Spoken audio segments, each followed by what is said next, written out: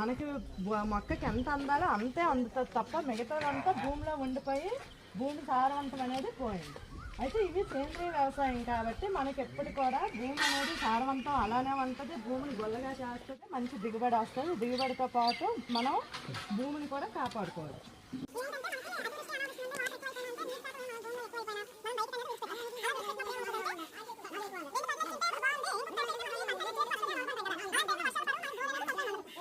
భూమి దున్నేటప్పుడే ఈ ప్యాకెట్ అనేది ఒకటి వేసుకుంటే ఎకరాకు ఒక ప్యాకెట్ ఉంటుంది.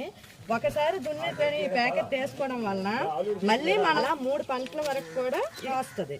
దాంతో పాటు మనకి ఇలాగా నీటి శాతాన్ని పట్టి ఉంచుతుంది. ఇలా మనం బకెట్ నీళ్ళు వేసుకున్నా తీసుకుంటది. అని పరిమాణాన్ని పెంచుకుంటదే తప్ప నీటిని అనేది ఒక్క చుక్కను కూడా బయటకు పంపదు.